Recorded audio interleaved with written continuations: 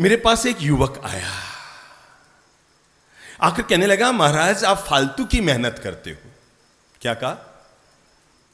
फालतू की मेहनत करते हो। मैं समझा नहीं कि आप गांव गांव जाते हो, नगर नगर जाते हो और पंडाल बंधवाते हो और प्रवचन देते हो, लोग कोई सुधरने वाले थोड़े ही हैं। मैंने कहा मतलब कैसे? बाप जी आप नहीं जानते, लोग तो इस कान से सुनते हैं और उस कान से निकाल देते हैं। आप बेवजह 1.5-2 घंटे अपना गला फाड़ते हो, चीखते चिल्लाते हो, प्रवचन देते हो, पर लोग अपने जीवन में उतारने वाले नहीं हैं। लोग तो इस कान से सुनते हैं और उस कान से निकाल देते हैं। मुझे भी लगा यार आदमी की बात में दम तो है। इतना ही नहीं, लोग तो और भी गुरु होते हैं। क्या? उसने कहा साहब लोग तो जब प्रवचन से उठते हैं ना, तो उठते ही पहले कपड़े भी यूं यूं झड़काते हैं कि महाराज की बातें कान में दूर कपड़े में भी चपक के ना चली जाए। तो आप बेवजह क्यों मेहनत करते हो बाप जी? आप फालतू घर घर जाते हो, गली जाते हो, गांव गांव जाते हो, नगर नगर जाते हो, प्रवचन देते हो और अपने गला दुखाते हो, फालतू चिल्लाते हो, बोलते हो। लोग इस कान से सुनते हैं, उस कान से निकाल देते हैं। कोई फर्क किसी की जिंदगी में पड़ने वाला नहीं। मुझे लगा यार इसकी बात में दम तो है, पर पता नहीं मुझे क्या सूझा। मैं जिस उपाश्रय में ठहरा हुआ था, 2-4 महीने पहले वहां पर कड़ी का काम हुआ होगा। कड़ी समझते ना? मारवाड़ में कड़ी होती थी ना, कलर का काम समझ लो, कलर चूने का काम वहां पर हुआ था। सामने एक बाल्टी पड़ी थी। मैंने कहा भैया एक काम करिए, लोहे की बाल्टी इधर लेकर आ। वो लोहे की बाल्टी लेकर आया तो मैंने देखा उस लोहे की बाल्टी में इतना मोटा मोटा चूने की परतें जमी हुई थी। मतलब बीच में इतनी सी जगह खाली बच गई, चूना सूख गया और वो पूरी मोटी मोटी मोटी मोटी परतें पूरी किसकी दीवार पर? बाल्टी की दीवार पर जम गई थी। मुझे पता नहीं क्या मजाक सूझी। मैंने उस युवक से कहा, मैंने कहा भैया एक काम कर, इस बाल्टी में एक बाल्टी पानी डाल दे। उसने एक बाल्टी पानी डाला, पर पानी तो टिका ही नहीं। बिल्कुल उस आदमी की तरह जो इस कान से सुने और उस कान से निकाल दे, क्योंकि बाल्टी में चूने की खार से क्या हो गए थे? छेद। अब ऊपर भरे नीचे झरे, उसको गुरु गोरखनाथ कैसे भरे? तो वो ऊपर भरा और नीचे खाली। मैंने कहा एक बाल्टी और डाल, उसने और डाला तो भी खाली। मैंने कहा एक और डाल, उसने और डाला है वो खाली। उसने इस तरह 25 बाल्टी पानी डाल दिया, पर जिसके छेद नीचे होता है वो बाल्टी कभी भी भरती नहीं है। और वो चूने की बाल्टी में एक बूंद पानी नहीं टिका, सारा पानी बह गया। युवक ने कहा बाप जी बस मुझे मेरे प्रश्न का जवाब नहीं चाहिए, मैं तो अपने घर जा रहा हूं। आप जानो आपके प्रवचन, बोलना हो तो बोलो और न बोलना हो तो न बोलो, आपकी मर्जी। मेरे बाप का क्या जा रहा है? खर्चा करने वाले खर्चा करे और बोलने वाले बोले। मैंने कहा तू तो आराम से जा, पर मुझे एक बात का जवाब दे जा। ये आपने बाल्टी में 25 बाल्टी पानी डाला, क्या पानी टिका? कि सब नहीं टिका। पर एक बात बता, इस बाल्टी में कोई परिवर्तन आया? उसने कहा हाँ साहब एक काम तो हुआ। बाल्टी में पानी तो नहीं टिका, पर बाल्टी में जो चूना जमा हुआ था ना, वो चूना सारा का सारा पानी के साथ बह गया। मैंने कहा भाई मैं इसीलिए रोज प्रवचन देता हूं, क्योंकि मुझे पता है लोग इस कान से सुनते हैं, उस कान से निकाल देते हैं, पर बीच में जो मन में मैल का चूना जमा है ना, वो जरूर साफ कर दिया करता। ये तो मुझे भी पता है कि फालतू का खर्चा करने की जरूरत नहीं और फालतू का गला चिल्लाने की जरूरत नहीं, पर मैं रोज इसलिए प्रवचन देता हूं, गांव गांव में प्रवचन देता हूं, क्योंकि लोग इस कान से सुनते हैं, उस कान से निकाल देते हैं। फिर भी जो परिवर्तन चूने की बाल्टी में आया, वही परिवर्तन आदमी की जिंदगी में आता है। बाल्टी में पानी टिकता तो नहीं है, पर चूने को साफ कर देता है। और आदमी के मन में अच्छी बातें टिके या न टिके, पर उसका जो मन का मैल है धुल करके। हाँ मेरे भाई, ये चातुर्मास आपकी जिंदगी के लिए यही तो परिणाम लेकर आएगा। अगर भूल से भी मन में किसी भी प्रकार का वैर विरोध, कलह, संघर्ष, कषाय, कटुता, आपस में खींचतान, दूरियां, नेगेटिविटी अगर आदमी के दिमाग में जम चुकी है, उन सबको धो पोंछ कर साफ कर देगा। आज हम एक बहुत प्यारे बिंदु पर जीवन की बातें समझने वाले हैं, और वह है हमारी व्यवहार कुशलता। बोल लो मुंह से, कौन सी कुशलता? व्यवहार कुशलता। क्योंकि जैसा आदमी का व्यवहार होता है वैसा ही आदमी का जीवन बनता है। जैसा आदमी का व्यवहार होता है वैसा ही उसका भविष्य बनता है। जैसा आदमी का व्यवहार होता है वैसे उसके लोगों के साथ मेल मिलाप होते हैं। जैसा आदमी का व्यवहार होता है वैसे ही उसके परिचित लोग हुआ करते हैं। सच्चाई तो यह है, तलवार की कीमत धार से है। बोल लो, तलवार की कीमत एक बार और बोल लो, तलवार की कीमत धार से है, पर आदमी की कीमत उसके अच्छे सद्व्यवहार से है। अगर तलवार में धार नहीं तो तलवार का कोई अर्थ नहीं होता है, केवल लोहे को ढोकर आदमी चल रहा है। और जिंदगी में अगर व्यवहार कुशलता नहीं, सद्व्यवहार अगर आदमी के पास नहीं, अच्छे व्यवहार का आदमी अगर मालिक नहीं, तो आदमी जीवन कैसा भी जी ले, पर आदमी का व्यवहार ही उसके मूल चरित्र को प्रकट करता है। इसलिए हर व्यक्ति को अपनी जिंदगी में अगर सबसे पहली चीज कोई सुधारनी चाहिए तो वो है क्या? बड़ा आदमी बनना बड़ी बात नहीं है, पर अच्छा आदमी बनना बड़ी बात है। समझ गए ना? बड़ा आदमी बनना बड़ी बात नहीं है, पर आदमी के द्वारा अच्छा आदमी बनना बड़ी बात है। अगर व्यक्ति अपने जीवन में यह निर्णय कर ले, मैं एक अच्छे जीवन का मालिक बनूंगा, शानदार जीवन का मालिक बनूंगा, मैं जहां जाऊं लोग आपको पसंद करें ना, तो चेहरे के बलबूते 2 दिन पसंद किए जाओगे, हैं? चेहरे के बलबूते 2 दिन पसंद किए जाओगे, पर आपका कुशल व्यवहार, लोगों से बोल चाल, मेल मिलाप, कैसे आप किसी के साथ पेश आते हैं, विपरीत वातावरण बनने के बाद भी, नेगेटिव शब्दों को सुनने के बाद भी, आपके प्रति क्रोध और कषाय का वातावरण बनने के बाद भी, टेढ़े शब्द आपके कानों में आने के बाद भी, आप बड़ी शालीनता से अगर उनके साथ पेश आते हैं, यानी आप जीवन की बाजी जीत लेते हैं। सामने वाले ने आपके साथ नेगेटिव व्यवहार किया, सामने वाले ने आपके साथ विपरीत व्यवहार किया, सामने वाले ने आपके लिए अपशब्दों का प्रयोग किया, तब भी आप अपनी तरफ से हो पधारो सा, स्वागतम स्वागतम, अपनी ओर से हमेशा शालीनता को अपने जीवन में बरकरार रखा, आप जीवन की बाजी जीत गए। मैं बता रहा हूं आपको कहां कहां हम सद्व्यवहार के मालिक बन सकते हैं। अगर आप घर परिवार में हैं, मैं चाहूंगा हर व्यक्ति उत्तम व्यवहार का मालिक बने। अगर आप घर में रहते हैं, मैंने पहले भी कहा था, घर में बड़ा वो नहीं होता जो उम्र में बड़ा होता है, घर में बड़ा वो होता है जो बड़प्पन दिखाता है। अच्छे सद्व्यवहार के मालिक बनिए, पॉजिटिव व्यवहार के मालिक बनिए। जब भी जिसके साथ कोई व्यवहार करते हैं, आपका व्यवहार हमेशा सकारात्मक रहना चाहिए। समझो घर में आपकी बहुरानी है, उसको अचानक पीहर से फोन आया भाई का कि भाई बहन मैं गांव आ रहा हूं, 7-8 दिन रुकूंगा फिर वापस चला जाऊंगा। साल में एक बार, पहली बार वो उसका भाई पीहर में आ रहा है। बहू आपसे कहने वाली थी कि मम्मी जी मेरे पीहर में मेरा भाई आ रहा है, क्या मैं 10 दिन के लिए पीहर चली जाऊं? आपको पता भी लग गया है कि उसका पीहर में भाई आया है, फोन से बातचीत करते हुए आपने सुन लिया है, और मम्मी जी को वो सोच ही रही है बहू कि अब मैं कहूंगी मम्मी जी को कि मैं 10 दिन के लिए पीहर चली जाऊं। इतने में ही शाम को फोन आया आपकी बेटी का, मम्मी मैं 10 दिन में भी पीहर आ रही हूं। क्या कहा? मम्मी मैं 10 दिन पीहर आ रही हूं। जिस तारीख को उसका भाई पीहर में आ रहा है, उसी तारीख को आपकी बेटी पीहर में आ रही है। आप जरा एक बात सोचकर बताएं, आपका मन क्या चाहेगा? बहू कहां रहे? क्या चाहेगा? आपकी बेटी अपने ससुराल से घर पे आ रही है 10 दिन के लिए, और इधर उसका भाई पीहर में आ रहा है 10 दिन के लिए। सासू मां का मन क्या चाहेगा? बहू कहां रहे? पीहर में रहे कि ससुराल में रहे? क्या चाहेगी?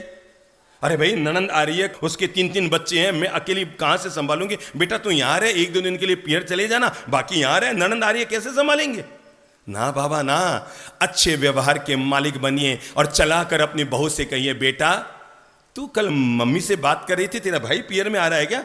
हाँ हाँ मम्मा। बेटा 2 दिन पहले चले जाना, और जब तक रहे भैया भाभी तू आराम से रहना, और उनके जाने के 1 दिन बाद मम्मी के पास भी धीरज से रह के आना, आने की हड़बड़ मत करना। तेरी ननंद आ रही है, चिंता मत कर, अरे वो तो इसी घर की मेंबर है, यहीं पली है, यहीं बड़ी है, यहीं जी है, और मैं हूं ना, मैं अपने आप संभाल लूंगी, तुम चिंता मत कर। आप करके देखना, और जब वो रवाना होना तो अपने भीतर से एक बढ़िया वाली साड़ी निकाल कर और बहू को देना, बेटा तेरी भाभी को मेरी तरफ से गिफ्ट दे देना। मैं आपको बता रहा हूं, यह आपका सद्व्यवहार सामने वाले के जीवन में चमत्कार करेगा।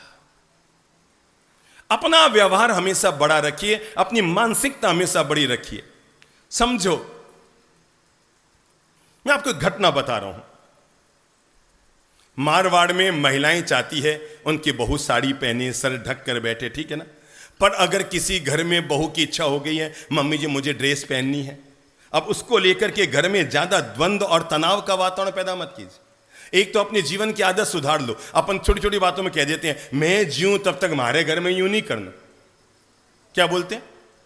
मतलब मैंने हर घर में ये व्यथा सुनी है, झट से अपन बोल देते मैं जीऊं तब तक हमारे घर में नहीं हुआ। कभी मत बोलिया करो यूं, यूं बोलना आप वास्ते बहुत घाटे रो काम है। आप तो एक बार बोल दियो मैं जीऊं तब तक हमारे घर में यूं नहीं वे। अब वो बहुरानी जब भी माला जपेगी, नमो अरियंताणम, नमो सिद्धाणम, नमो आयरियाणम, सासू माँ ने खुला चैलेंज दे दिया है, मैं जीऊं तब तक हमारे घर में, मैं जीऊं तब तक हमारे घर में यूं नहीं करना। अब यूं नहीं करना तो वो क्या करेगी, उसको तो यूं करना है। अब वो हर माला में भगवान से क्या प्रार्थना करेगी, ना बाबा ना, हिलमिल जुल कर रहो, बड़े बनकर मत रहो, केवल बड़प्पन भरा व्यवहार दिखाते रहो और अपनी तरफ से हमेशा बी पॉजिटिव बने रहो। कोई दिक्कत नहीं बेटा, तू मेरी बेटी है, मैं केवल बेटी बेटी कहती नहीं हूं। बहू को बेटी बेटी कहने की जरूरत नहीं है, बहू को बेटी मानने की भी जरूरत है। बेटा चिंता मत कर, तेरी खुशी मेरी खुशी है। बड़प्पन भरा व्यवहार। हम लोग इचलकरंजी में थे, नाम सुना है ना आप लोगों ने? कपड़े की नगरी है, जहां से कर्नाटक उसके आगे शुरू होता है, कोल्हापुर के पास इचलकरंजी।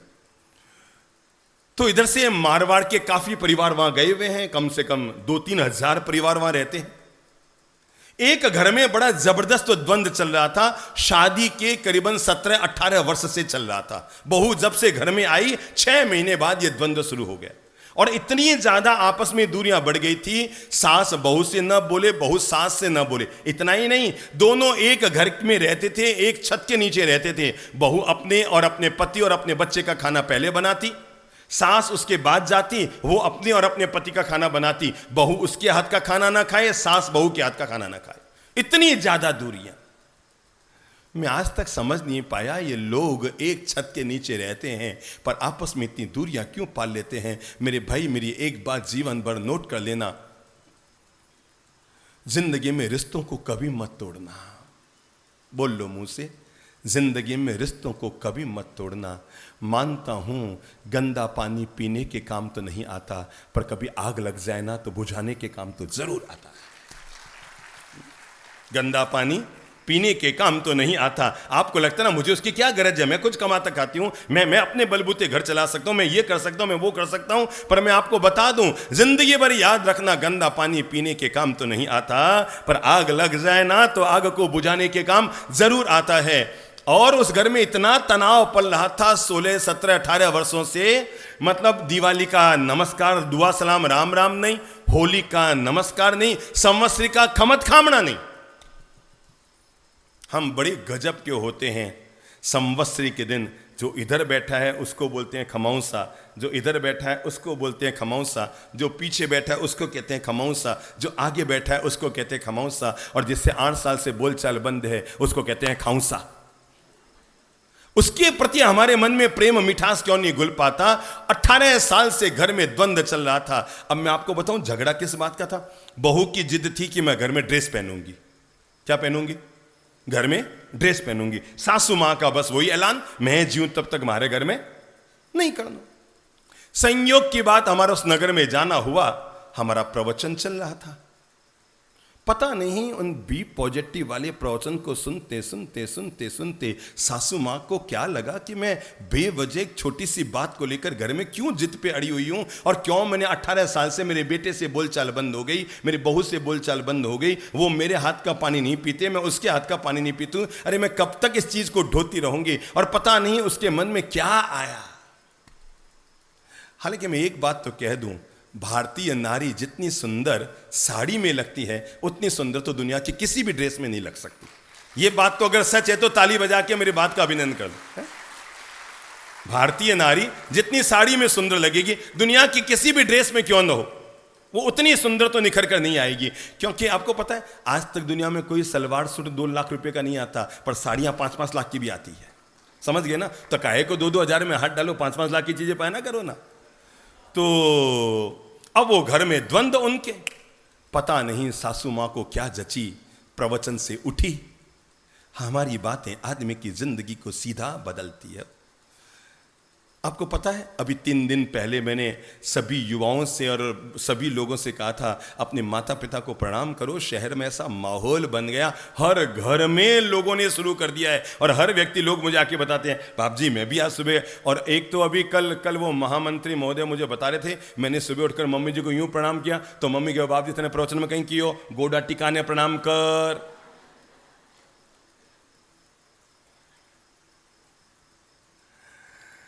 पता पता नहीं उस महिला के दिलो दिमाग में क्या आया, वो वहां से निकली, बाजार गई, अपना जो रुपये का क्या कहते हैं उसको पर्स था उसको खोला और उसमें देखा कि करीबन उसके 3-1 हज़ार रुपये थे। वो बाजार गई और एक सुंदर सी सलवार सूट, क्या कहते हैं उसको, ड्रेस कहते हैं क्या, वो ड्रेस खरीद कर अपने घर गई और घर जाकर बहू को आवाज़ देकर कहा, सुन बेटा, मुझे नहीं पता ये 18 साल तक गलती तेरी थी कि मेरी थी, मुझे नहीं पता, पर आज मैं तुमसे मिच्छाम दुक्कड़म दे रही हूँ। मैं ललित प्रभु जी, चंद्र प्रभु जी महाराज को सुनकर आई हूँ और मुझे लगता है कि अपनी जिंदगी भर एक छोटी सी बात को इतना ज़्यादा खींच लिया कि तेरी जिंदगी भी काम की न रही और मेरी जिंदगी भी नरक बन गई। बेटा मैं खमत खामना करती हूँ और आज से तुझे घर में ड्रेस पहनने की छूट देती हूँ और ये मैं ड्रेस भी तेरे लिए खरीद कर ले आई हूँ। बहू ने जैसे ही देखा वो तो हक्की बक्की रह गई। उसे सपने में नहीं सोचा था कि मेरी सासू मां जो 18 साल से टेढ़ी बनी हुई थी 8 दिन के प्रवचन से ऐसी सुधर गई कि सलवार सूट ड्रेस खरीद के घर में ले आई। अगले दिन सुबह उस घर में हमारा आहार के लिए जाना हुआ। मैंने देखा जब आहार बौरा रहे थे, बौराना मतलब हमारे पात्र में जब वो रोटी सब्जी दाल चावल दे रही थी महिला, तो मैंने देखा दोनों सास बहू पास में खड़ी थी। मुझे तो इस कहानी का ABCD पता नहीं था, पर दोनों की आंखें सजल थी। बहू भी रो रही थी, सास भी रो रही थी। मैंने यही पूछा, मैंने कहा बहन माता जी आपके घर में कोई दिक्कत हो गई है, कोई कुछ अशुभ हो गया, आप दोनों क्यों रो रहे हैं, क्या हो गया है, बोलो, मुझसे अगर कोई समस्या का समाधान हो जाए तो मैं समाधान कर दूं। कहा गुरुदेव कुछ नहीं, बस ये खुशी के आंसू हैं। तब बहू ने बताया, बाप जी मुझे नहीं पता सासू माँ गलत थी कि मैं गलत थी, हमारे 18 साल से बोलचाल बंद थी, मेरी जिद थी कि मैं घर में ड्रेस पहनूंगी और मम्मी जी पता नहीं ज़रूरत से ज़्यादा जिद पे अड़ गई और फिर एक एक बात उलझती चली गई और हमें इतनी दूरियां बढ़ गई कि हमने दिवाली में भी कभी आपस में आंख से आंख नहीं मिलाई बाप जी, और संवत्सरी का भी खमत खामना नहीं किया। पर पता नहीं कल आपका प्रवचन सुनकर मम्मी का दिल क्या पसीजा और वो मेरे लिए एक ड्रेस खरीद कर ले आई बाप जी। और आज सासू माँ ने कहा 18 साल के बाद बाप जी आज पहली बार मेरी बहू ने मुझे सुबह पांव छू के प्रणाम किया है। क्या कहा, क्या कहा, क्या कहा? आपका थोड़ा सा बड़प्पन भरा व्यवहार पूरे घर के वातावरण को कैसे स्वर्ग और मधुर बना सकता है मैं आपको बता दूं। छोटी सी बात को खींच खींच कर आपने घर के माहौल को कैसे नरक बना दिया है। छोटी सी बात को खींच खींच कर घर में जो आप स्वर्ग बना सकते थे, अरे सब कुछ घर में है, महंगे फर्नीचर घर में है, AC लगा हुआ घर में है, अच्छे मार्बल लगे हुए घर में है, शहर का आलीशान कोठी आपकी बनी हुई है, शहर का प्रतिष्ठित परिवार आपका बना हुआ है, लेकिन आपसी व्यवहार हम सुधार नहीं पाते और परिणाम हमारा घर नरक बना हुआ है। और तब सासू मां ने कहा बाप जी आज पहली बार 18 साल में 18 संवत्सरी 18 दिवालियां 18 होलियां चली गई, पर पहली बार मेरी बहू ने मुझे पांव छू के प्रणाम किया। मैंने और प्रेरणा देकर सास बहू को दोनों को गले मिलाया। मैंने कहा अगर हम घर पर आए आपके तो चलो आज ये काम करो, अपनी बहू को गले लगाकर उसका अभिनंदन करो। जैसे ही सासू माँ ने गले लगाया बहू की आंखें और ज्यादा सजल हो गई और मैं जैसे ही रवाना होने लगा घर से कि बहू ने कहा बाप जी प्लीज 1 मिनट। मैंने कहा बोलो बहन क्या बात है? कहा गुरुदेव अगर सासू माँ ने इतना बड़ापन दिखाया है तो मैं भी इतनी गिरी हुई नहीं हूँ, मैं भी आपसे वादा करती हूँ जब तक मेरी सासू माँ जीवित रहेगी मैं ड्रेस नहीं पहनूंगी। तुम थोड़ा झुक के देखो, सामने वाला झुकने को पूरा तैयार है। अगर हम ही अपनी बात पर अड़े रह गए, मारे घर में यूं नहीं करना तो मारो घर थे कि पीरे से तो लेने आया को नहीं मासा है जिको थारो घर वो इनारो घर।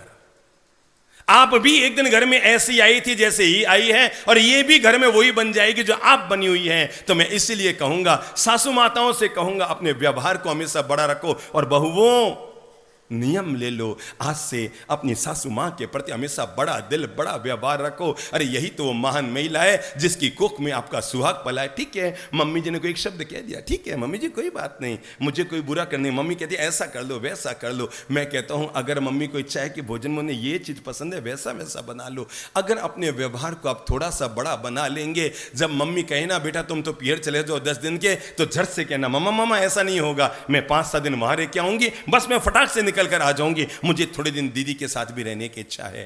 थोड़ा सा आप बड़प्पन व्यवहार रखेंगे मेरे भाई, रोज रोज हीरे के सेट तो दिए नहीं जा सकते हैं, पर रोज रोज अच्छे व्यवहार के मालिक तो बने जा सकते हैं।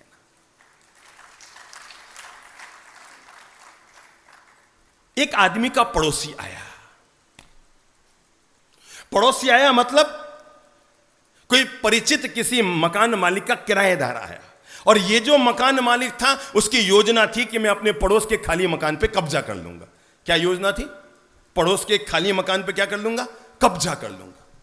अब कब्जा करने की भावना से वो तो बैठा था और इतने में उसने देखा कि पड़ोस में तो किराएदार ही आ गए। अब किराएदार आ गए तो मकान पे कब्जा कैसे करूंगा? उसने सोचा इस पड़ोसी को यहां से भगाना पड़ेगा ताकि मैं मकान का मालिक बनकर कब्जा कर लूं। कैसे भगाऊं? उसने एक काम करना शुरू किया। अपनी धर्म पत्नी और अपनी माँ और अपनी बेटियों से कह दिया, कल से काम किया करो, घर में जितना भी कचरा इकट्ठा होता है सारा डस्टबिन में इकट्ठा रहेगा, कुछ भी कचरा बाहर ना जाए।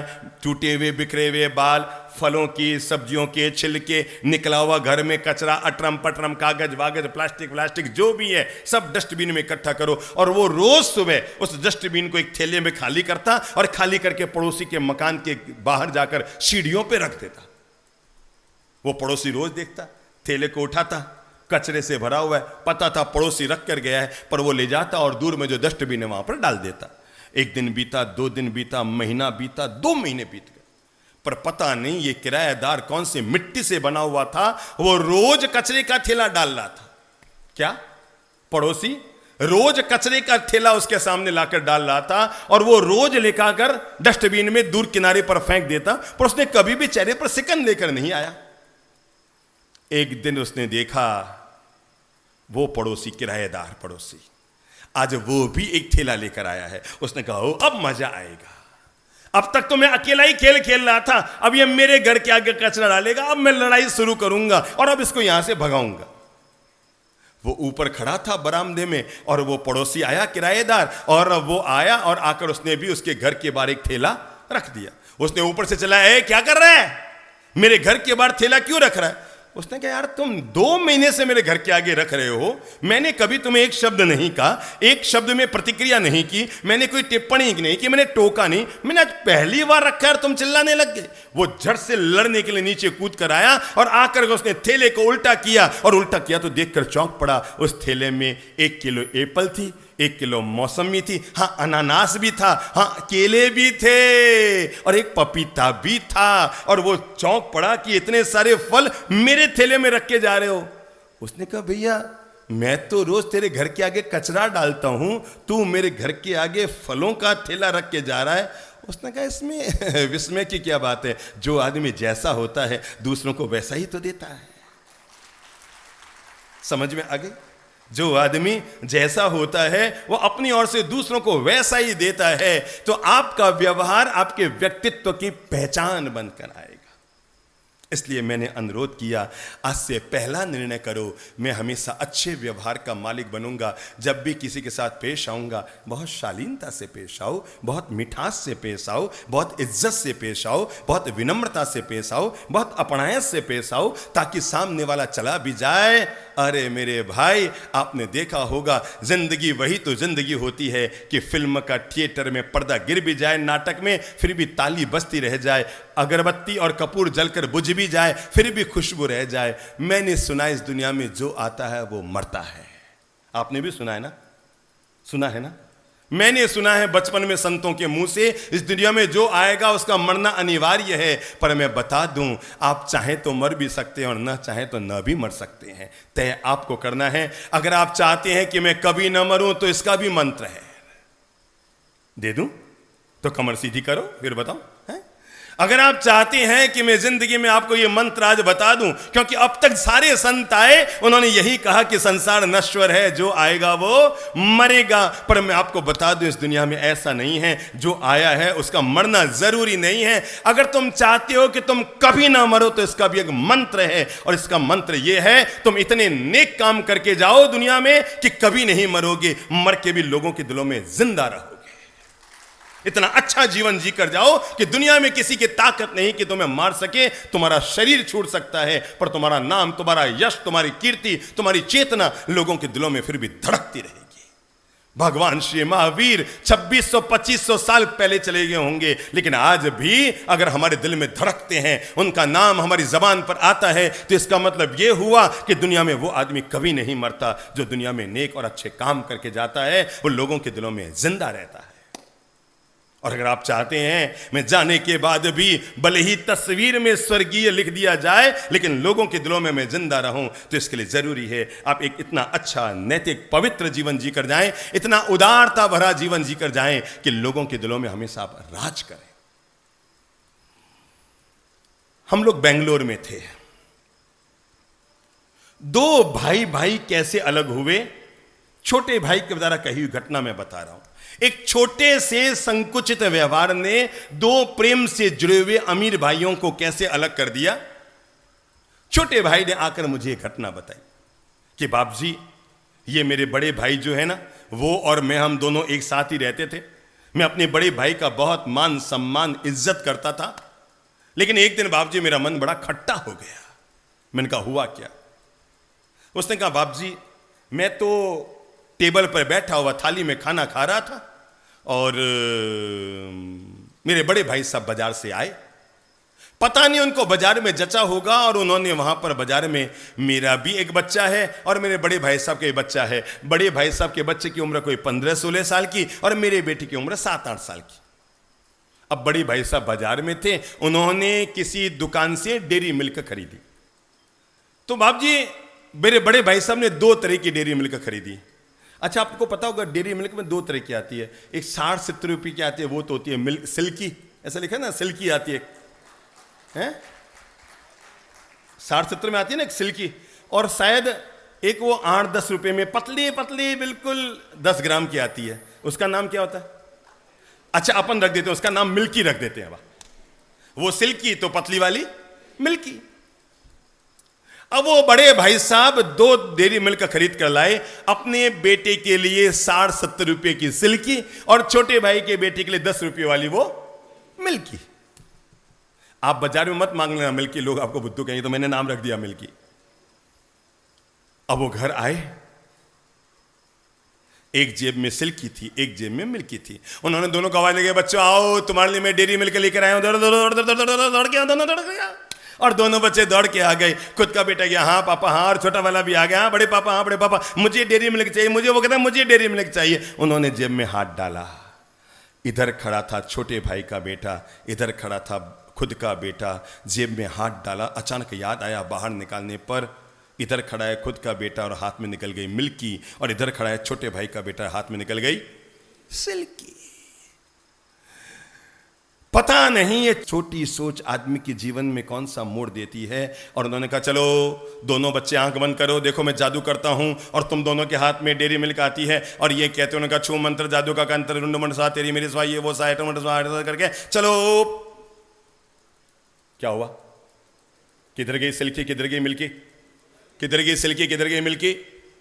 बोलो बोलो बोलो, बुद्धि लगाओ, बुद्धि लगाओ। ये सब चूके हम रोज किया करते हैं, जिससे हमारे रिश्तों में तनाव बढ़ा करता है। और उन्होंने यूं किया, यूं चालाकी खेली। और बाप जी मैं बैठा हुआ खाना खाता हुआ देख रहा था, मैंने देखा बड़े भाई साहब ने सिल्की वाली तो अपने बेटे के हाथ में यूं पकड़ा दी और वो पतली से मेरे बच्चे के हाथ में पकड़ा दी। बाप जी पता नहीं, मैं अपने बड़े भाई को भगवान की तरह चाहता था, पर उस दिन मन में ऐसा खटास हुआ कि 3 महीने में अलग होने की नौबत आ गई। मैं आपको ये सावधान करना चाहता हूँ, अपने घर और परिवार के लिए इस तरह के छोटे छोटे व्यवहारों के प्रति हमेशा सावधान रहा करें। समझ गए ना? इस तरह के छोटे छोटे व्यवहारों के प्रति हमेशा सावधान रहा करें। मैंने इसीलिए कहा तलवार की कीमत धार से है, पर आदमी की कीमत उसके अच्छे व्यवहार से है। व्यवहार का जो सबसे बड़ा सद्गुण इंसान में होता है, जो सद्गुण हर इंसान के भीतर होना चाहिए, हर इंसान के साथ होना चाहिए, एक अच्छा सा सद्गुण, और वो है नंबर 1 विनम्रता भरा व्यवहार। मुझसे बोल लो कौन सा व्यवहार? विनम्रता भरा व्यवहार। एक बात तय मानकर चलो, उसका सर आपसे ऊंचा होता है जो आपके सामने झुका होता है। क्या बोला मैंने? क्या बोला मैंने? बोल लो, उसका सर आपसे भी क्या होता है? ऊंचा होता है, जिसका सर आपके सामने झुका होता है। अपने जीवन में कभी भी ईगो पालना यह आपके जीवन की सबसे बड़ी भूल है। आपको पता है, लोग बड़े बड़े लोगों की, चाहे वो नेता क्यों ना हो, अमीर क्यों ना हो, समाज के बड़े पदाधिकारी क्यों ना हो, लोग उनके लिए टिप्पणी प्राय कर क्यों कर दिया करते हैं? क्योंकि वो उसके ईगो में जी लेते हैं। अगर अमीर होकर भी आदमी विनम्र है, अगर नेता होकर भी आदमी विनम्र है, अगर समाज का, संघ का अध्यक्ष और मंत्री होकर भी आदमी विनम्र है, तो तय मानकर चलना, वो आदमी हमेशा दूसरों के दिलों में राज करेगा। समझो, यहां पर एक बहुत बड़ा पैसे वाला आदमी आया, समझ लो रायपुर का सबसे बड़ा अमीर आदमी यहां पर आया और बड़ा यूं अकड़ के आ रहा है। आप सब लोगों ने कह रहे हो, पधारो साहब स्वागत है, साहब पधारो साहब स्वागत है, और वो यूं यूं यूं यूं यूं यूं यूं चलता हुआ आ रहा है। तो जब वो यहां ऊपर चढ़ रहा होगा तो पीछे से आप उसके लिए क्या दुआ करेंगे? भगवान क्या कर, सोचो, सोचो, सोच सोच कर सोचो, आप क्या करेंगे? एक बार क्या कर, समझ में आ रहा है? क्या कर, एक बार इसकी अक्ल ठिकाने कर। ये ज्यादा ही अपने आप को लाड साहब समझने लग गया है। अरे यार, हम सब ने उसको जय जिनेन्द्र किया, राम राम किया, जय श्री कृष्ण किया, प्रणाम किया, नमस्कार किया, ये तो अपने आप में ज्यादा ही अकड़ कर आ रहा है। अगर आप समृद्ध होकर भी घमंडी हैं तो तय मानकर चलो, लोग आपके लिए बद्दुआ करेंगे। भगवान एक बार इसकी अकल ठिकाने कर, और लोग हाथ जोड़े उससे पहले आप हाथ जोड़ के आएंगे, ओ साहब नमस्कार। संघ का पति वो नहीं होता जो संघ में सबसे बड़ा होता है, संघ का पति वो होता है जो संघ को अपने से बड़ा मान लेता है। संघ का अध्यक्ष वो नहीं होता जो संघ से अपने आप को बड़ा मानने लग जाए, संघ का अध्यक्ष वो होता है जो संघ को अपने आप से बड़ा मान कर रहता है, जो सबको साथ लेकर चलता है। तो अगर वो अंदर आया है, और अंदर आते करते हो, समझ लो यहां का नगर पालिका का चेयरमैन है कि सभापति है कि विधायक है या कोई भी क्यों नहीं है, अगर वो अंदर आया है और आप सब लोग उनके सम्मान में खड़े हैं, और वो यूं बड़ा आकड़ा आया और यूं यूं माला वाला पहने और बस रवाना हो गया, तो आपके मन में आएगा, अगला चुनाव आने दे, फिर हम तेरी अक्ल ठिकाने न कर दे तो मुझे कहना। विनम्र लोगों को सब लोग पसंद करेंगे, अकड़बाज लोगों के तो लोग अकड़ को बाहर निकालना ही पसंद करेंगे। इसलिए अगर आप अमीर हैं और आप चाहते हैं लोगों के दिलों में जगह बने, तो बहुत विनम्र रहिए। अगर आप बड़े नेता बन गए हैं और आप चाहते हैं लोगों के दिलों में आपके लिए जगह बने, तो हमेशा विनम्र रहिए, क्योंकि विनम्र व्यक्ति हमेशा दूसरों के दिलों में जगह पाता है। देखो, हाथ ऊपर करो, तो सभी लोग करो, एक हाथ ऊपर करो। ये अंगुलियां है ना, देखो, सबसे पहली वाली अंगुली अंगूठे के पास वाली, उसके बगल वाले से छोटी है कि बड़ी है? छोटी है। उसके पास वाली अपने पास वाली से बड़ी है कि छोटी है? बड़ी है। उसके पास वाली अपने पास वाली से बड़ी है कि छोटी है? बड़ी है ना? ये छोटी, ये बड़ी, फिर ये छोटी। अब आपको बताऊं, आप कहो तो मैं इन चारों अंगुलियों को एक साइज की कर दूं? करूं? चक्कू चलाने की जरूरत नहीं, कैंची चलाने की जरूरत नहीं, बुद्धि लगाने की जरूरत है, और ये चारों अंगुलियां एक बराबर एक साइज की हो जाएगी। अब एक काम करो, हाथ खोलो, चलो अपना हाथ ऊपर लाओ, सामने लो, सब मुझे आशीर्वाद दो ऐसे यूं करके, बाप जी भगवान आप रहो भलो करे। तो यूं करो।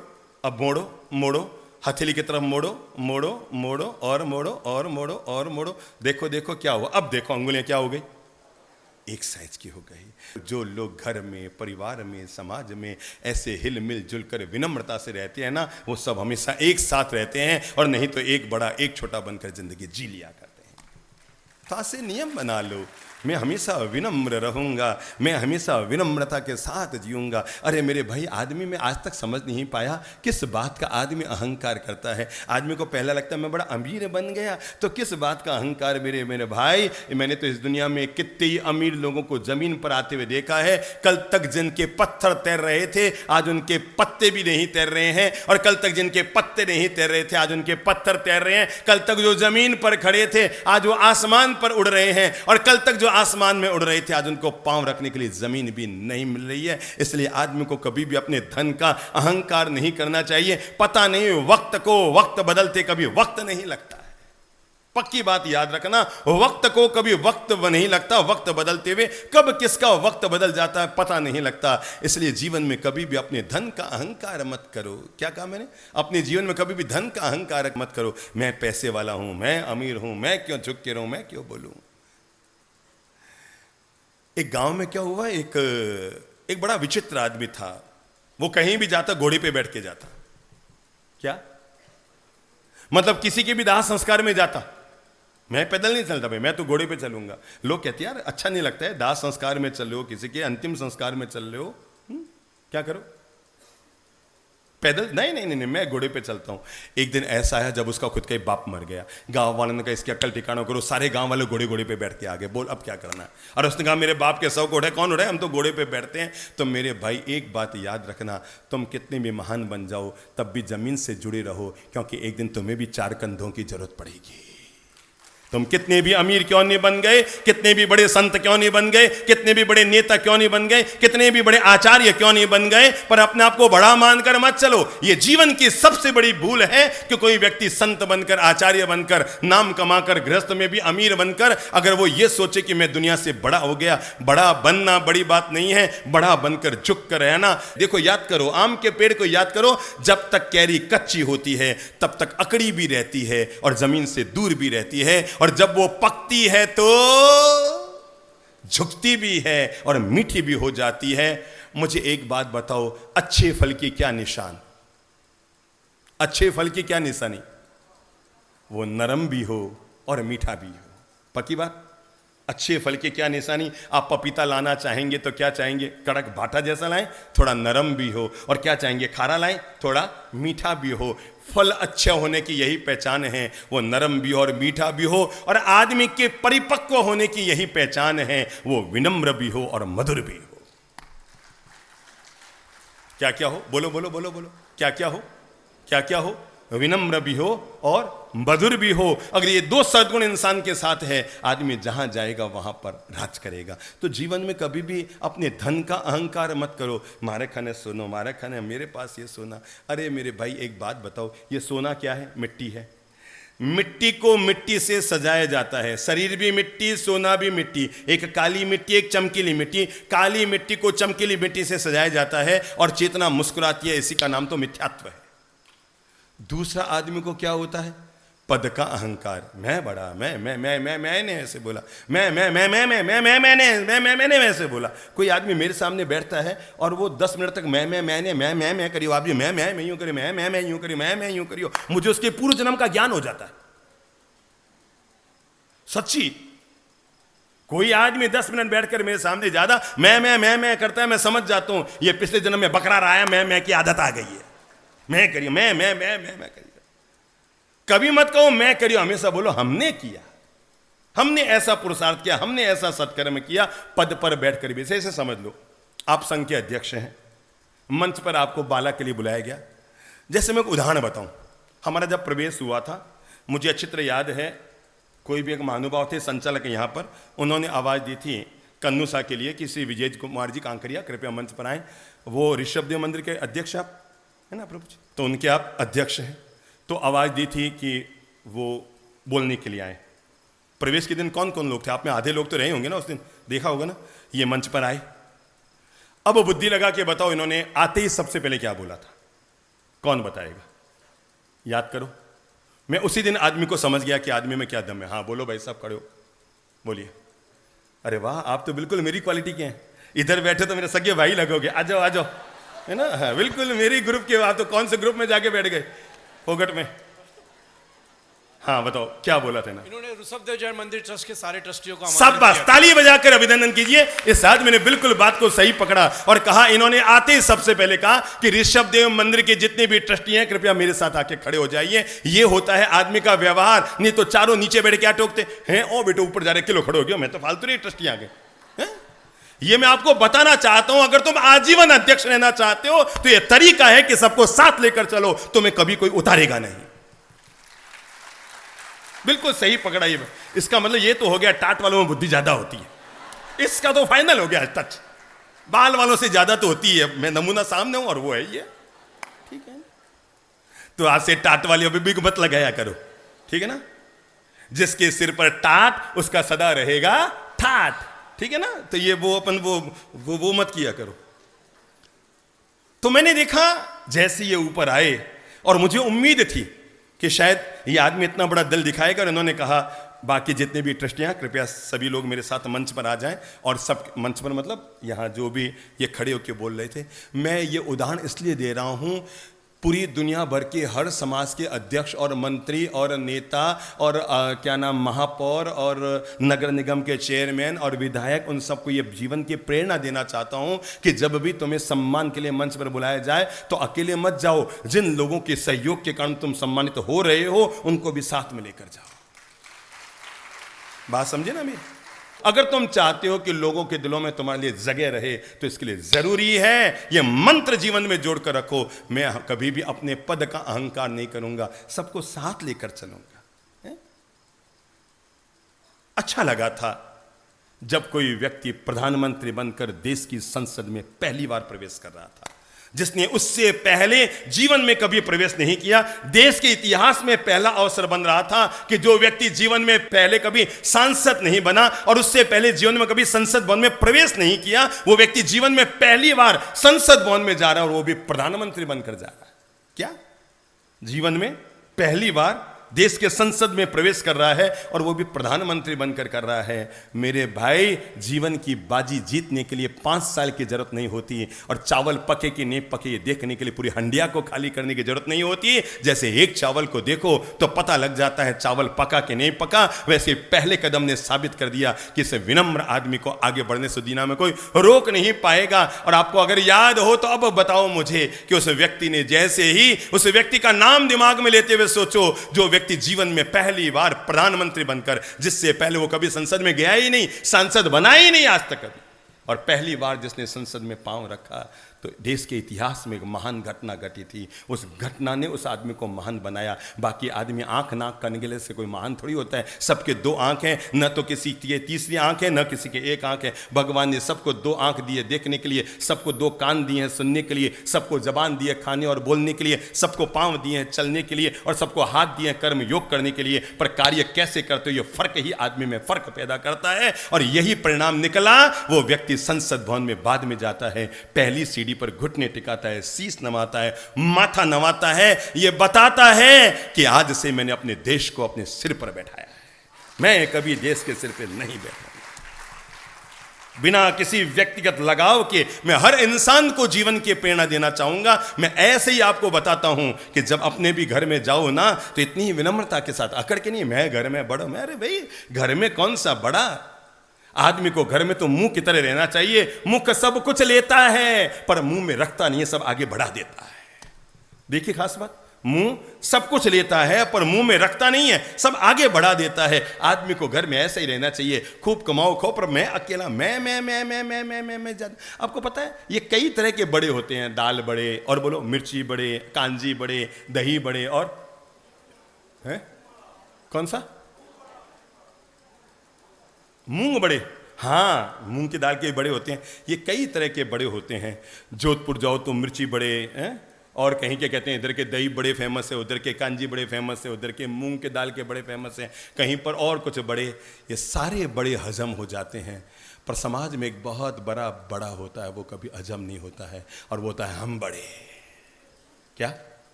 मैं बड़ा, मैं बड़ा, मैं बड़ा। ये बड़ा कभी दुनिया में किसी को हजम नहीं होता है। बाकी दुनिया का हर बड़ा हजम हो जाएगा, पर जब आदमी कहता है ना घर में मैं बड़ा,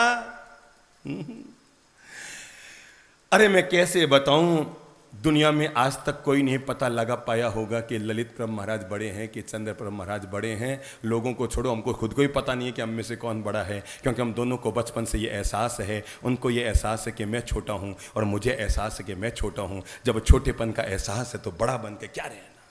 जब बड़े बनोगे तो तनाव बढ़ेगा, जब बड़े बनोगे तो टकराव बढ़ेगा, जब बड़े बनोगे तो ईगो टकराएगा, जब बड़े बनोगे तो खींचतान होगी, जब बड़े बनोगे तो अरे बहू को बड़ा बना दो बेटा, आज से घर की सारी चाबियां तेरे पास, तू घर को संभाल आराम से।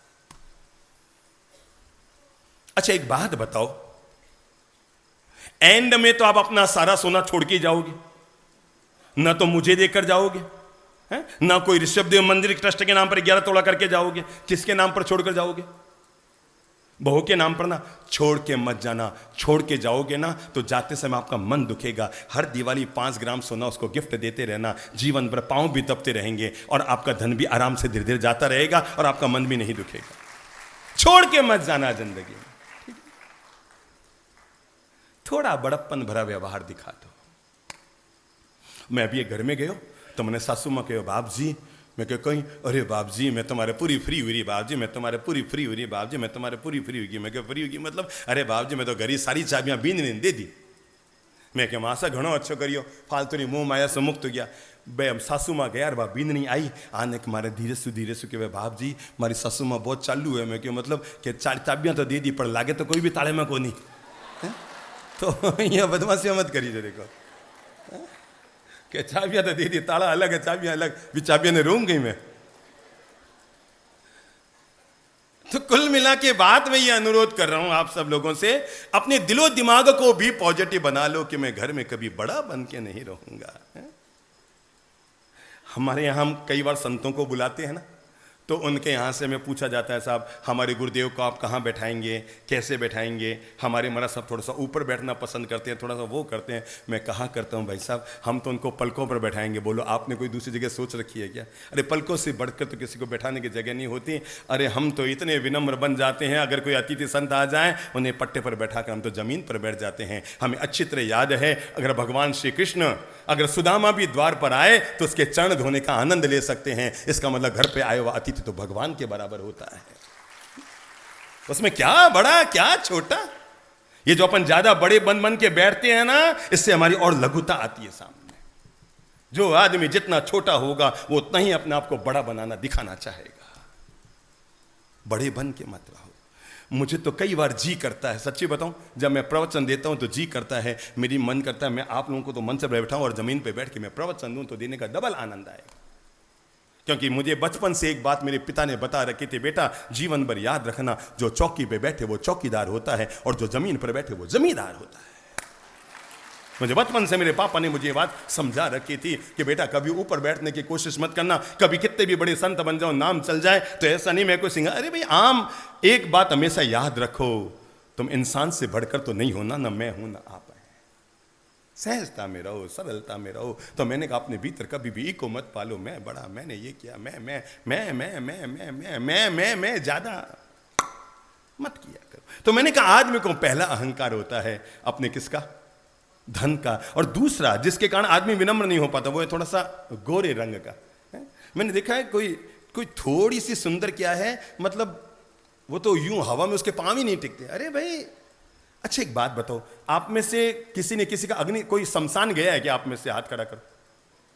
सभी लोग गए, तो फिर वापस कैसे आए? अच्छा किसी को पहुंचाने गए होंगे, ठीक है ठीक है। मैंने कहा गए हुए लोग कैसे आ गए? कहते ना वहां जाता वो आता नहीं है, आप किसी को पहुंचा के आए। अगर आप पहुंचा के आए तो चलो किसको खड़ा करो, कौन खड़ा होगा? आप खड़े होंगे तो हो जाओ। तो जरा आप बताएंगे कि कभी आपने किसी गोरे गट्ट आदमी का भी दाह संस्कार किया होगा? हैं? बहुतों का किया है। गोरा गट्ट, गोरा गट तो जब जलाते हैं तो उसकी राख तो गोरी गोरी होती होगी ना थोड़ी सी? नहीं बहुत गोरी गट्ट नहीं, गोरे आदमी की राख तो गोरी होती है, ऐसा थोड़ी होता है। फिर आपने क्या किया? वो दूसरे दिन सबकी राख एक समान ही होती है भाऊजी। और काले आदमी की? उसकी भी वैसी ही रहती है, मतलब काली की भी काली और गोरी की भी काली, दोनों की काली। तो जीवन का पाठ समझ लो ना, काले आदमी की मरने के बाद राख काली होती है, तो गोरी की राख कोई गोरी वैसा गोरी नहीं रहती है। गोरे की राख भी काली, काली की राख भी काली। जब राख के स्तर पर सब खाक होना है तो किस रूप का आदमी अहंकार करता है कि मैं गोरा? बिल्कुल सही विराजिए प्रभु जी, एकदम जब राख पर जाकर सब एक खाक होने हैं। अभी आप सोचते रहो थोड़ा काले हो, थोड़ा गोरे हो, थोड़ा काले हो। अच्छा दुनिया में दो ही तो रंग होता है, कोई काला और कोई गोरा। कोई चितकबरा तो होता नहीं है, या तो कोई काला या कोई गोरा या कोई सांवला, मतलब मिक्स मसाला, इससे ज्यादा तो होता नहीं है ना। पर एक बात तय है, अपने सौंदर्य का कभी भी आदमी को अहंकार नहीं करना चाहिए। बहुत विनम्र रहो ताकि लोगों के दिलों में तुम राज कर सको। तुम्हारा सुंदर चेहरा 2 मिनट के लिए राज करेगा, पर तुम्हारा सुंदर व्यवहार जीवन भर के लिए दूसरों के दिलों में राज करेगा। जीवन भर मेरी बात को याद रखना, अगर आपका सुंदर व्यवहार है ना, आप जीवन भर दूसरों के दिलों में राज करेंगे, समझो।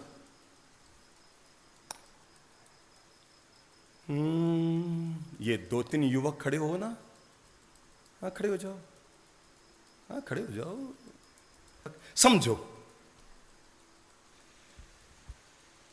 आप मुंबई गए और जुहू चौपाटी पर आप चल रहे हैं और सामने एक बहुत सुंदर महिला आ रही है, क्या होगा? कुछ नहीं होगा साहब जी। देखो ईमानदारी से बोलना। नजर जाएगी उसके ऊपर। हाँ, ये थोड़ा ईमानदार आदमी निकला। बोलिए। अनायास ही नजर तो चली ही जाएगी। अनायास? अनायास मुझ पर तो नहीं जाती, उसी पे क्यों जाएगी? आयास से जाएगी। ऐसे ऐसे देखो बात को। मुझे लगता है आप अच्छा, वो आदमी खड़ा हो जिसकी पत्नी यहाँ नहीं आई, वो तो आराम से बोल सकता है। इन सबको पता है पत्नी यहाँ बैठी है और वीडियोग्राफी और हो रही है ऊपर से। हाँ, क्या होगा? नजर जाएगी सर। नजर जाएगी। अच्छा समझो, आप यूं जा रहे हैं, वो यूं आ रही है, समझो यूं। इधर से अपन प्रैक्टिकल कर देते हैं बस। मैं किसी को उठाऊंगा नहीं, यूं ही बस। इधर से वो आ रही है, इधर से आप जा रहे हैं। अब क्या होगा? बराबर। अब क्या होगा? बोलो, माइक पास में लो। अब क्या होगा? ये कहते हो पड़ोसी को खड़ा करो। दोनों की नजरें मिलेगी। हाय राम, अभी तो आप कह रहे थे कि नजर नहीं जाएगी, अब आप 2 मिनट में मतलब सामने आती पिघल ही गई आप तो। ऐसे ऐसे थोड़ी होता है। अभी तो बेटे कह रहे थे कि नहीं कुछ नहीं होगा, और अभी कहते दोनों की नजरें मिलेगी। अब क्या होगा? वो थोड़ी आगे गई, अब क्या करेंगे? अगर पत्नी साथ में है तो आप चुपचाप आगे खिसकेंगे, और वो नहीं है तो थोड़ा सा पीछे पलट के देखेंगे। पलट के। थोड़े ईमानदार लोग हैं रायपुर के भाई। मैं जीवन का वो मंत्र आपको दे रहा हूं इस घटना के माध्यम से। जिंदगी में कितना भी सुंदर चेहरा सामने क्यों ना आ जाए, अब बुद्धि ये लगाओ वो कितनी देर। बैठ कहां गए? अभी तो बात शुरू की है मैंने, अभी तो आगे और भी कुछ होगा। अच्छा बताओ, वो सुंदर चेहरा आपको कितनी देर तक याद रहेगा? मैं क्लियर कर दूं, आपका नाम क्या है? सुरेश बंसाली। सुरेश बंसाली की पत्नी यहाँ तो नहीं है ना? है ना? है। तब तो भाई साहब बोल ही नहीं पाओगे। ये इनकी बोलती बंद हो गई, घर गया नहीं, और जाते ही पत्नी बरसेगी। ये क्या कर रहे हो तुम, क्या कर रहे हो? मरद साहब के सामने ऐसे हो तो व्यक्तिगत कैसे होते होगे?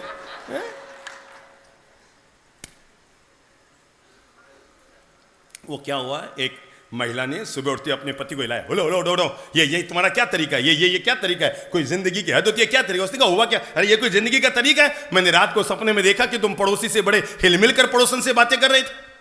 अरे उसने कहा भगवान, सपना तेरा देखा तूने, तू मुझे क्यों इसके लिए चिल्ला रही है? उसने कहा जब मेरे सपने में ये करते तो खुद के सपने में क्या करते हो? चेतना। कुल मिलाकर मैं जीवन का रहस्य अब अगला कदम आपको बढ़ा रहा हूं। समझो आप यहां से मुंबई जा रहे थे, मैंने आपको एक किताबों का बड़ा पैकेट दिया। मैंने कहा भाई साहब हमारे करीबी परिचित रहते हैं, आप बोरीवली से उतरेंगे और वहीं आगे मलाड है, तो वहां जाकर उन्हें पैकेट पकड़ा देना। आपने कहा हो बाप जी, पकड़ा दूंगा।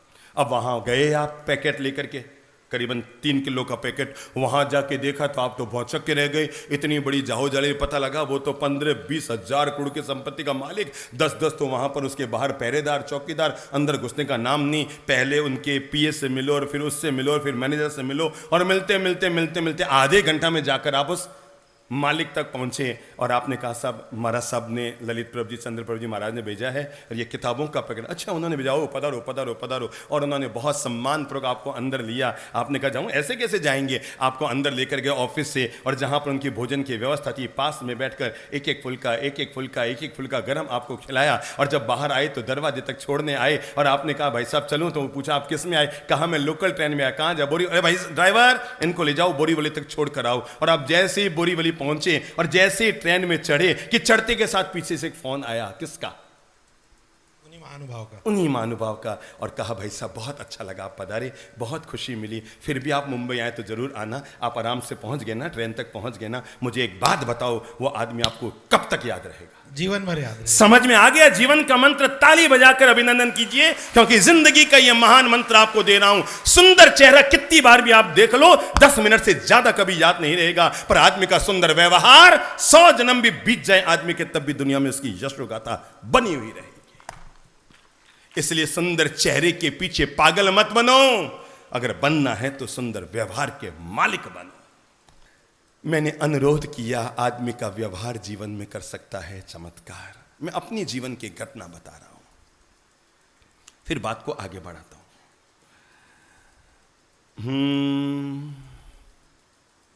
हमारे एक शहर में चातुर्मास तय हुआ। बात कोई 20-25 साल पुरानी है। चातुर्मास तय हुआ, मैदान बुक हो गया, पंडाल बनना शुरू हो गया। हमने जहां हम थे वहां से विहार शुरू कर दिया। जब हम उस शहर के निकट पहुंचे तो समाज के 5-25 लोग आए और आकर कहा, बाप जी हमारे संघ का एक प्रमुख आदमी है, पता नहीं वो आपके बारे में अंत संत पंत बातें करता है, पता नहीं कभी आपसे जीवन में मिला नहीं, पर वो कोई दूसरी परंपरा का है और वो इतना अंत संत बातें करता है आपके लिए जिसकी हद नहीं। हमने कहा ठीक है, करने दो ना भाई, अपना क्या जाता है, जो आदमी जैसा होता है वो दूसरों के लिए वैसा ही बोलता है। हम और करीब गए तो वो और ज्यादा उसने नेगेटिव बातों को फैलाना शुरू किया। हम और शहर में पहुंचे तो और नेगेटिव बातें। जब हम ठेठ शहर के अंदर पहुंच गए, पूरी नगर प्रवेश की शोभा यात्रा थी, जैसे यहां पर नगर प्रवेश की शोभा यात्रा थी, उतनी बड़ी शोभा यात्रा के साथ हमारा प्रवेश हुआ।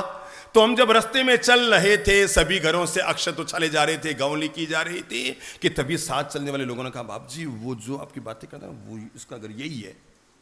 क्या कहा? जो आपके बारे में बातें करता है उसका घर यही है। अरे हमने कहा बहुत अच्छी बात है। पता नहीं, मैं और चंद्रप्रभ जी, उस समय हमारे पिताजी महाराज भी थे, तो वो तो बाहर रहे, मैं और चंद्रप्रभ जी चलती शोभा यात्रा में से झट से उस घर के अंदर घुस गए। लोग सकते में रह गए, बाप जी क्या कर रहे हो, आप कहां जा रहे हो, ये आपके फालतू की बातें करता है, आप इसके घर में क्यों जा रहे हो। पर हम सीधे अंदर गए, दरवाजा खुला था, हमने पांव से यूं किया, हम अंदर गए। जाते ही हमें जैसे ही देखा, अब सामने वाला कैसे ही हो बाप जी, अगर छाती पर आ गया खड़ो तो होना ही पड़सी, बाप जी घर ही आ गया। तो हम घर पहुंचे, हो बाप जी पधारो, बाप जी पधारो पधारो, उसका बेटा बहू और वो सब, बाप जी पधारो पधारो पधारो, मतेण वंदना बाप जी मतेण वंदना। उसने सपने में नहीं सोचा था कि मैं जिनके लिए बातें करता हूं वो महाराज मेरे घर में घुस जाएंगे, चलती शोभा यात्रा को छोड़कर। हम अंदर गए और हमने कहा बस कुछ नहीं, ऐसे ही मन हो गया, चातुर्मास का प्रवेश है, तो हमने सोचा आज पहली मिश्री हम आपके घर से बौरते हैं। क्या कहा हमने?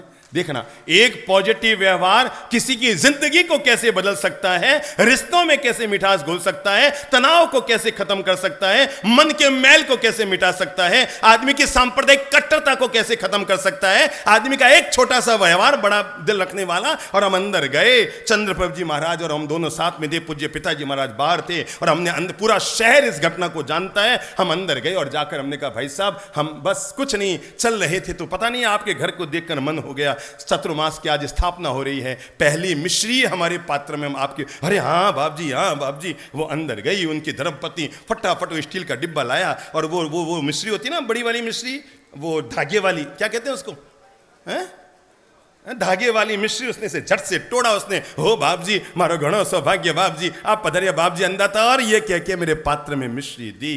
मैं आपको कैसे बताऊं, हम अंदर गए तो हम 2 भाई थे, हम बाहर आए तो पूरा परिवार हमारे साथ था। और जिसके लिए लोग कहते थे बाप जी अंट संट बोले, अंट संट बोले, पूरी शोभा यात्रा में वो आदमी बोल रहा था महिमा प्रभ जी महाराज की जय हो, ललित प्रभ जी महाराज की जय हो, चंद्र प्रभ जी महाराज की जय हो। लोग हमें पूछने लगे बाप जी अंदर जाने कहीं करने आया आप। लोगों को लगा महाराज ने कोई इस पर जादू टोना कर दिया, कोई हाथ फेर दिया, और वो पूरी शोभा यात्रा में जोर जोर से कर रहा है बाप जी की जय हो, बाप जी की जय हो, और वो उछल कूद और ये वो कर रहा है। जब हम मैदान में पहुंचे, पूरे शहर में इसकी आपस में लोगों में चर्चा थी, बाप जी के घर में कोई करने आया, बाप जी के घर में कोई करने आया, बाप जी कोई करने आया। जब हम मैदान में पहुंचे तो लोगों की सुख बुगाट हमारे सामने आई, और सबके मुंह से एक ही बात थी, बाप जी आप घरे गया कोई करने आया, बाप जी आप कोई करने आया। वो आगे खड़ा और बड़ा जय जयकार कर रहा है। और तब मैंने पूरे समाज से, जो वहाँ 10,000 लोग बैठे थे, मैंने उनसे कहा था, मैंने कहा जीवन में याद करना, जिंदगी में दुश्मनी को खत्म करना हो तो इसके लिए स्याही से सने हुए कपड़े को कभी स्याही से साफ नहीं किया जाता, उसके लिए निर्मल जल की जरूरत होती है। और जीवन में रिश्तों में कभी दुश्मनी आ गई है तो उसको खत्म करने के लिए दुश्मनी नहीं, आदमी के महान व्यवहार की जरूरत होती है। हमने कुछ नहीं किया, केवल 30 सेकंड का एक पॉजिटिव व्यवहार किया, जिससे आदमी का मन बदल गया। कितने सेकंड का, कितने सेकंड का, कितने सेकंड का, कितने सेकंड का, कितनी देर लगी होगी आप सोचो। हम अंदर गए, बाहर शोभा यात्रा खड़ी है, कितनी देर लगेगी, सोचो कितनी देर लगेगी हमें अंदर जाके आने में। हमें पता है बाहर बैंड बज रहे हैं, बाहर में लोग खड़े हैं, बाहर में लोग उछल कूद कर रहे हैं, हमारी एंजॉय कर रहे हैं, तो हम फटाफट आए होंगे। पर मुझे पता था अगर हम अंदर चले गए, हम जाएंगे तो 2 भाई जाएंगे, पर निकलेंगे तो 2 नहीं निकलेंगे, पूरा घर साथ निकलेगा। केवल बड़ा दिल रखो। और मैं आप सभी से कहना चाहूंगा, अगर आप में से किसी को लगता है उसकी देवरानी से थोड़ी सी अनबन हो गई है, किसी को लगता है उसकी जेठानी से थोड़ी अनबन हो गई है, किसी को लगता है उसके ससुर से बोलचाल बंद हो गई है, किसी को लगता है उसकी सासू मां से थोड़ा सा तनाव हो गया, मैं कहूंगा कुछ मत करो। अरे मेरे भाई, दुनिया में किसी को धन की हिस्सेदारी करने की जरूरत नहीं होती है। कोई धन और पैसे जायदाद को लेकर दुनिया में कोई अलग नहीं होता है। यह हमारी बातों को लेकर के, टेढ़े व्यवहार को लेकर के, गलत व्यवहार को लेकर के और हमारे संकुचित व्यवहार को लेकर के बात हो जाती। मैं इसीलिए आपसे अनुरोध कर रहा हूं, हम अपने दिल को बड़ा करें, अपनी मानसिकता को बड़ा करें, अपने अपने अपने रंग मानसिकता को हम बड़ा करें। याद रखना मेरे भाई, दूध, दही, घी, छाछ और मक्खन ये सब के सब एक कुल के होते हैं, अलग अलग कुल के नहीं होते। पक्की बात याद कर लो। दूध से दही, दही से मक्खन, घी, छाछ ये सब एक कुल के होते हैं, पर इसके बावजूद याद रखना सबके गुण अलग अलग होते हैं और सबके बोल अलग अलग होते हैं, क्योंकि वस्तु कभी भी अपनी वस्तु के कारण नहीं, उसके भीतर रहने वाले। अच्छा, एक छोटी सी बात बताओ, ये सिर पर लगने वाली टीकी कितने रुपए की होती है? बोलो बहन, ये आपके सिर पे टीकी लगी हुई ना, अच्छी माता, ये कितने कितने रुपए की होती है? 1 रुपए की। 1 रुपए की एक आती है। जब मैं बच्चा था तो 1 रुपए की है, 1 रुपए की 10 आती है। तो यूं क्यों बोलो महाशय 1 रुपए की 1 हो, यूं बोलो 10 पैसे की 1 होती है। 1 रुपए में 10 बिंदियां आती है। क्यों जी? आती है ना, 5 तो आती होगी। मैं आपको जीवन का मंत्र दे रहा हूं, वस्तु कभी भी अपने मूल्य से महान नहीं होती, वस्तु अपने गुण से महान होती है। सिर पर लगने वाली लाल बिंदिया केवल 20 पैसे की होती है, पर महिला के माथे पर रहती है, और पांव में पहनने वाली पायल 2000 रुपये की होती है, तो वो पांव में रहती है। आदमी अपने मोल से महान नहीं होता, आदमी अपने व्यवहार और गुणों से महान। नोट कर लेना ये बात दिलो दिमाग में, बिंदिया 20 पैसे की होती है, पर हमेशा कहां रहती है? माथे पर रहती है। नोट कर लेना ये बात। और मैं यही बात आपके ज़हन में उतारना चाह रहा हूं कि दुनिया में इंसान की मूल्यवत्ता उसके मोल से नहीं होती, इंसान की मूल्यवत्ता जब भी होती है उसके महान सद्गुणों से होती है। और जीवन का पहला सद्गुण हम अपने आप से जोड़कर रखें, और आज अपने आप के लिए मंत्र बना लें। मैं अपनी जिंदगी में ये दूसरा मंत्र अपने आप के लिए जोड़कर रखता हूं, मैं कभी भी रंग का अहंकार नहीं करूंगा। मैं सुंदर है भाई, विनम्र रहो। अगर आप बहुत सुंदर हैं तो लोगों के दिलों में और राज करेंगे, अगर आप विनम्र बनेंगे। हाँ, अगली बात जो मैं आपको कहकर फिर बात को खत्म करने की ओर लेकर जा रहा हूं, और अनुरोध ये कर रहा हूं, जिंदगी में एक लाइन याद रखना, अहंकार के हथौड़े से ताला टूटता है और विनम्रता की चाबी से ताला खुलता है। बोल लो, अहंकार के हथौड़े से ताला टूटता है और विनम्रता की चाबी से ताला खुलता है। इसलिए लोगों के साथ विनम्रता से पेश आओ। खुला हुआ ताला 10 बार बंद कर सकते हो, पर टूटा हुआ ताला एक बार भी वापस उपयोग में नहीं आता। पक्की बात है ना? टूटा हुआ ताला कभी उपयोग में नहीं आता है। जिंदगी के लिए दूसरा मंत्र अपने आप के लिए जोड़ लो, और वो ये है, मैं जीवन में संकल्प करता हूँ मैं हमेशा विनम्र रहूँगा। जितना ज़रूरी है मैं विनम्र रहूँगा, उतना ही ज़रूरी है मैं हमेशा मिलनसार बना हुआ रहूँगा। क्या रहूँगा?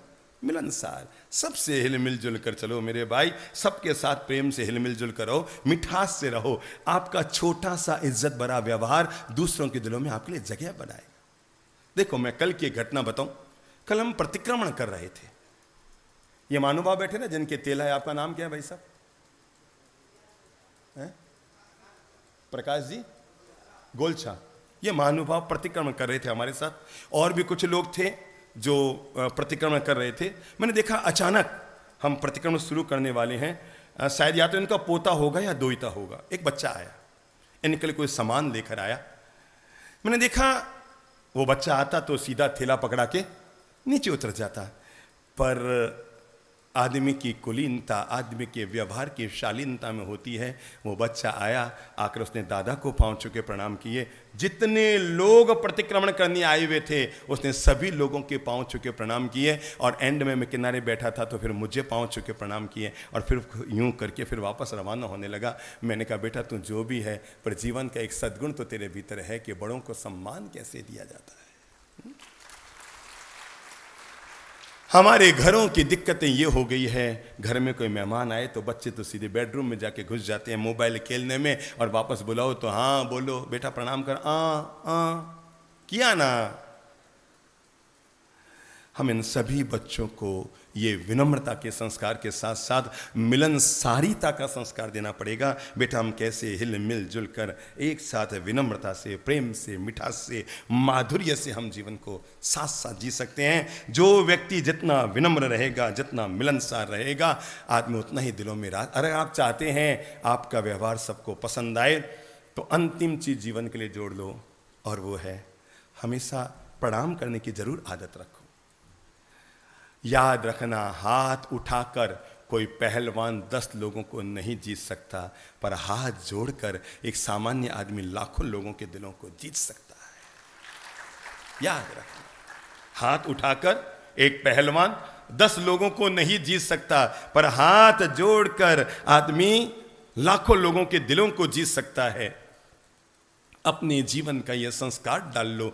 हम हमेशा प्रणति भाव में, हमेशा विनम्र भाव में रहेंगे। जो लोग विनम्र रहते हैं वो हमेशा मान कर चलो दूसरों के दिलों में हमेशा वो लोग राज किया करते हैं। जीवन में 4 शब्द याद कर लो, कभी मत तोड़ना। नंबर 1 रिश्ता, बोल लो मुंह से, रिश्ता कभी तोड़िएगा मत। नंबर 2 किसी का दिल, क्या क्या मत तोड़ना। नंबर 1 रिश्ता मत तोड़िए। नंबर 2 किसी का दिल मत तोड़िए। नंबर 3 किसी का विश्वास मत तोड़िए। नंबर 4 किसी को दिया हुआ वचन मत तोड़िए। आप कहने भी लिखा के ले लो, अरे मेरे भाई जिसको जबान रखनी है ना वो तो अपने मुंह से बोले हुए बात को मरते दम तक पूरा करता है, और नहीं तो तुम चेक एडवांस साइन करा के घूमते रहो, कोई परिणाम आने वाला नहीं है। जबान का धनी हो आदमी।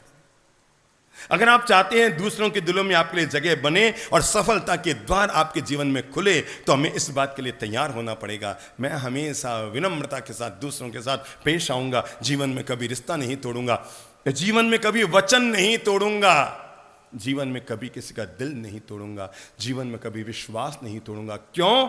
क्योंकि जब हम इसको तोड़ते हैं तो आवाज तो नहीं होती, पर दिल बहुत दुखता है। ये चारों चीजें जब टूटती है ना तो आवाज नहीं होती, पर दिल बहुत दुखता है। अरे मैंने जिसके लिए अपना पूरा सर्वस्व समर्पण किया, अपना तन मन धन जिसके नाम कुर्बान किया, अरे उस आदमी ने मुझे इस तरह का धोखा दिया, इस तरह से मेरा विश्वास तोड़ा, इस तरह से रिश्तों में दरार डाली, इस तरह से कहीं बात से फिसल गया और हमारे रिश्तों में दरार पड़ जाती है।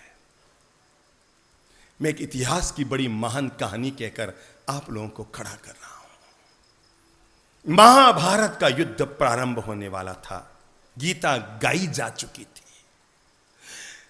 5 जन्य शंख फूंका जा चुका था, अर्जुन का गांडीव उठ चुका था। उधर से कौरवों की सेना आगे बढ़ रही थी, इधर से पांडवों की सेना आगे बढ़ रही थी। पता नहीं अचानक युधिष्ठिर ने हाथ ऊपर करके जोर से चिल्लाते हुए कहा, ठहरो। जैसे ही युधिष्ठिर ने कहा ठहरो कि सारी सेनाएं रुक गई। इधर की सेना इधर रुक गई, उधर की सेना उधर रुक गई। मतलब आप समझ लो इतनी दूरी थी जितनी दूरी इस दीवार में और बाहर के दरवाजे में है। लगभग 400 फीट की दूरी दोनों में रह गई। इधर कौरवों की सेना, इधर पांडवों की सेना। कि तभी युधिष्ठिर ने कहा ठहर जाओ। युधिष्ठिर ने अपने शस्त्र उतारे, रथ पर रखे, नीचे उतरे। न केवल नीचे उतरे, अपने पांव में पहनी हुई जूतियां भी खोल दी और नंगे पांव निहत थे। बात सुनना मेरे ध्यान से, नंगे पांव निहत थे, कौरवों की सेना की ओर रवाना हो गए। दुर्योधन ने सोचा, ओ मतलब युद्ध करने से पहले ये आत्मसमर्पण करने के लिए आ रहा है।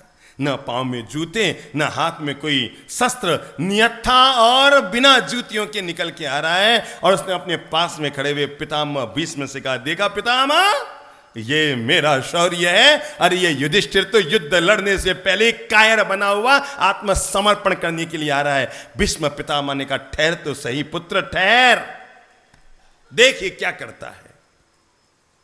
और तब युधिष्ठिर कौरवों की सेना की तरफ जाते हैं। जहां पर पितामह भीष्म का रथ है वहां पर जाते हैं और उनके पास में जाकर घुटने टिका के, शीश नमा के, माथा झुकाकर उनके चरणों की मिट्टी को शीश पे लगा के कहते हैं, पितामह प्रणाम स्वीकार कीजिए। और जैसे ही वो अपने पितामह भीष्म को प्रणाम करते हैं कि पितामह भीष्म के मुंह से हाथ ऊपर करके निकल जाता है, विजयी भव। इतना ही नहीं, वो फिर जाते हैं गुरु द्रोणाचार्य के पास और वहां पर जाकर भी घुटने टिका के शीश नवा के प्रणाम करते हुए कहते हैं, हे गुरुदेव प्रणाम। तो द्रोणाचार्य के मुंह से भी निकल जाता है क्या, विजयी भव। बात यहां खत्म नहीं होती, बात और आगे बढ़ती है। कौरवों के सबसे महान गुरु कृपाचार्य भी वहीं युद्ध भूमि में हैं, वो वहां पर भी जाते हैं और जाकर उन्हें घुटने टिका के प्रणाम करते हैं और कृपाचार्य कहते हैं, विजयी भव। तब दुर्योधन चिल्लाते हुए कहता है, पितामह एक बात तो पहले साफ कर दो, अरे आप युद्ध मेरी तरफ से लड़ रहे हो या पांडवों की तरफ से? आप सेनापति मेरी सेना के हो और विजयी भव का आशीर्वाद किसको किसको दुश्मन को दे रहे हो? तब पितामह भीष्म ने दुर्योधन को जीवन का पाठ पढ़ाते हुए कहा, दुष्ट दुर्बुद्धि, अरे मैं नहीं, अगर ये तेरा भाई तेरे मामा शकुनी को जाकर भी घुटने टिका के प्रणाम करेगा ना, तो तेरा मामा भी यही कहेगा, विजयी भव, क्योंकि प्रणाम का परिणाम कभी गलत नहीं हो सकता। अरे मेरे भाई, जो महान था, जो महान व्यवहार युधिष्ठिर ने किया, अगर वही महान व्यवहार तू करता और जाकर अपने बड़े भाई को और युद्ध की भूमि में जाके प्रणाम करता, तो युधिष्ठिर भी तेरे लिए विजयी भव का आशीर्वाद देता। यह आदमी के महान व्यवहार का परिणाम है। अगर आप दुश्मन को भी प्रणाम करोगे तो क्या हो जाएगा? बोलो बोलो बोलो। उसकी ताकत भी आपको मिलेगी और वो भी आपको विजयी भव का आशीर्वाद देने के लिए तैयार हो जाएगा।